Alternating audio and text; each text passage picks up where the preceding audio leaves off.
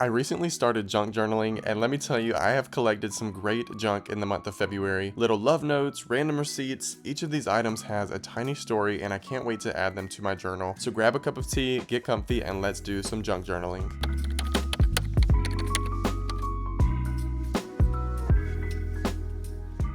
Hey everybody, welcome back to my channel. Today we are going to be doing some junk journaling. Hopefully you're familiar with what junk journaling is, but if not, maybe this will be an introduction to it for you. I'm going to be junk journaling my entire month of February. I've been collecting some really good junk, in my opinion, throughout the month, and I am looking forward to finally putting it all together in my junk journal. So what I'm thinking we'll do is a quick haul of all the junk that I've collected throughout the month, and then if you're into ASMR, we're going to do like an ASMR style junk journaling session, so stick around for that, and then we'll do a quick flip through of the month of February in my junk journal. So let's get started. All right, first thing I want to do is share with y'all a very quick haul of all the things that I've accumulated over the past month to give you an idea of what I've been up to, the different places that I've been going to, and to give you an idea of the junk that I like to keep an eye out for whenever I'm out and about and visiting different places. So let's get right into it. I've tried to keep most of this in chronological order as I've gotten it throughout the month. First thing here is a little to-go bag from one of my favorite coffee shops. It's called Session Stand, and I like to look for cute little to-go bags like this. This one, they just have put their stamp on it. I grouped together a few things here from a dinner date that I went on with a friend to a restaurant called Le Colonial. I grabbed a business card from the hostess stand. I kept the receipt from our bill, and they also had this little flyer for an event that they were doing for Valentine's Day that I thought was super cute. This next little grouping is all from the same day. I was out and about, and I finally used a gift card that I had to a local coffee shop, and I thought that the gift card was so cute.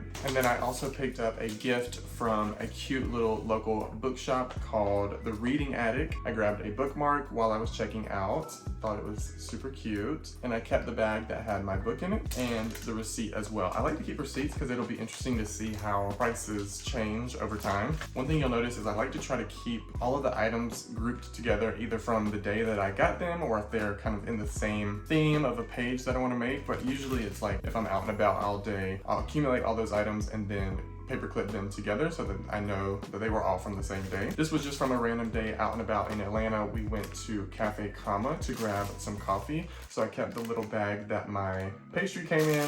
One of these little sleeves that you put on a coffee cup. They have these little cute little stickers that you can grab. And then later that day, we were at a plant shop in Atlanta called the Victorian, and I grabbed one of these from the checkout area as well. If it's free, I'm grabbing it, especially if it's cute.